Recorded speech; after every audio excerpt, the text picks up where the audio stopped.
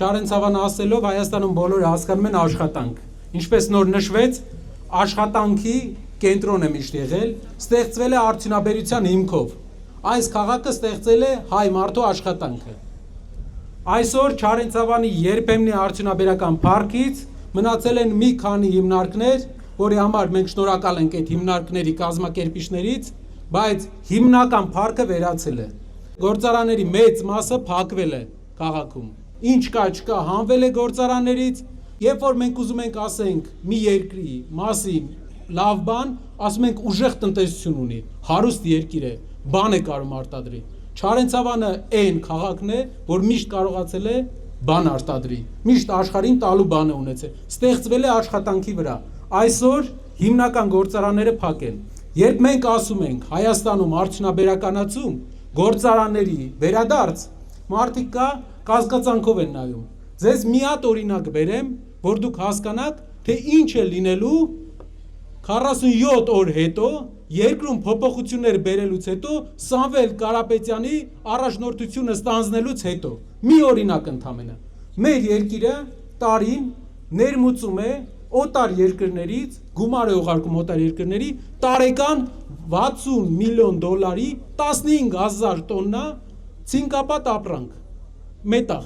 60 միլիոն դոլարի։ Իսկ գիտեք ինչ է արտանում մեր երկիրը։ Տարեկան 20 միլիոնի հում ցինկ։ Ցինկը արտանում ենք, վերամշակում են, հետ են բերում 2-3 անգամ թանկ մեզ են վաճառում։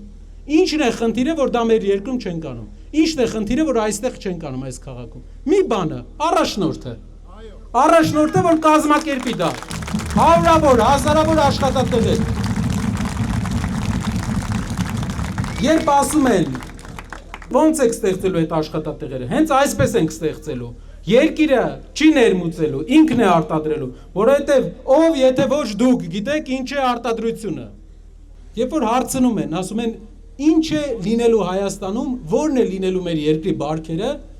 Սամվել Կարապետյանի առաջնորդությունը ստանձնելուց հետո։ Մի բան, մարդասիրություն։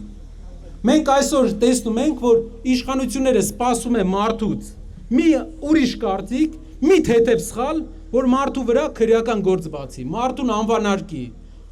ատելության մթնոլորտ է մեր հայրենիքում։ Մարդասիրությունը իրար հանդեպ հարգանքն է, որը մեր ազգին հատուկ է։ Մարդասիրությունն է լինելու, իրար հարգելու, բոլորիս իրավական ու նաև հասարակական իրավունքն է լինելու Հայաստանի ապագա բարքը։ Թեթև թերությունը մեղք չի, թեթև թերությունը հանցանք չի։ Մենք պետք է սովորենք վերասովորենք իրար հարգել, այն ինչ փշացրել են այսքան տարիների ընթացքում, պետք է այդ հարգանքը վերականգնենք։ Մեծ սերունդը գիտի, ինչքան է փոխվել հարգանքը մեր հասարակության մեջ։ Երկրի մասին։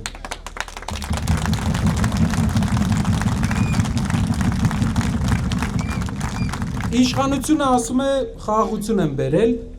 եւ շատ մարդկանց, բոլորս էլ ուզում են խաղաղություն, շատ մարդկանց դա հույս է տալիս։ Եկեք մի հատ բան կարդամ, մի հատ մարդու խոսքեր են, ում այս իշխանությունը համարում է Հայաստանի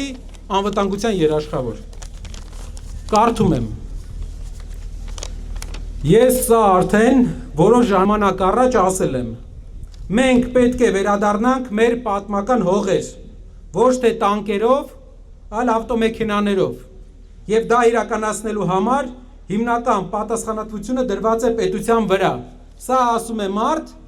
ում այսօրվա իշխանությունը համարում է Հայաստանի անվտանգության երաշխավոր։ Գիտեք ով ասում սա։ Իլհամ Ալիևը։ Մենք պետք է վերադառնանք մեր պատմական հողեր, ասում է, ոչ թե տանկերով, այլ ավտոմեքենաներով։ Եվ դա իրականացնելու համար պատասխանատվությունը դրված է պետության վրա։ Ինչպես նաև հասարակական կազմակերպությունների, ադրբեջանցի գիտնականների վրա։ Ես գիտեմ, որ եւ հետևում եմ, որ այս ուղղությամբ ստեղծվել են բազմաթիվ գիտական աշխատություններ։ Ղարաբաղում հիմա խաղաղություն է, ժողովուրդ։ Բայց հայ չկա։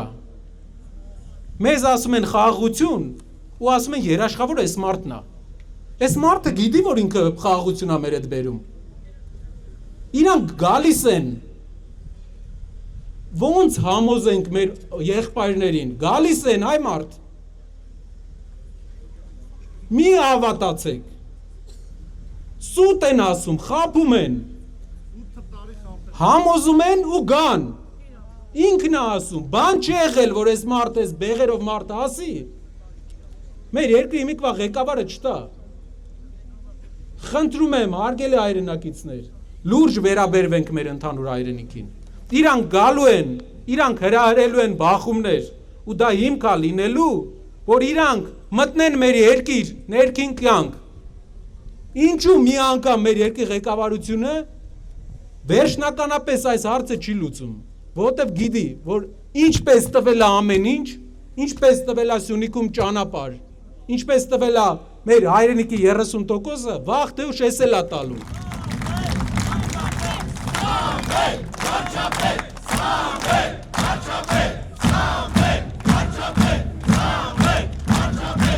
Երբ մենք ասում ենք ուժեղ երկիր պետք է ունենանք, մենք դա չենք ասում նրա համար,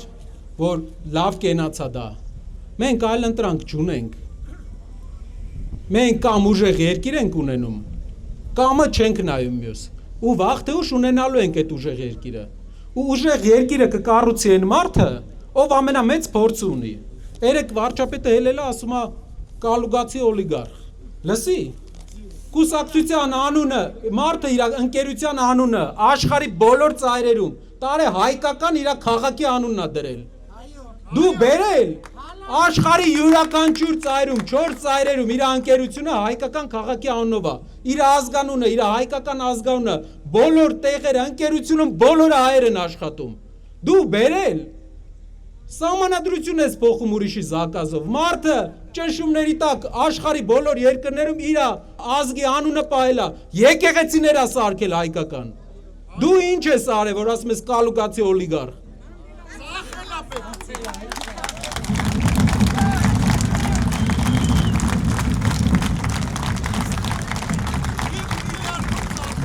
Սիրելի հայրենակիցներ,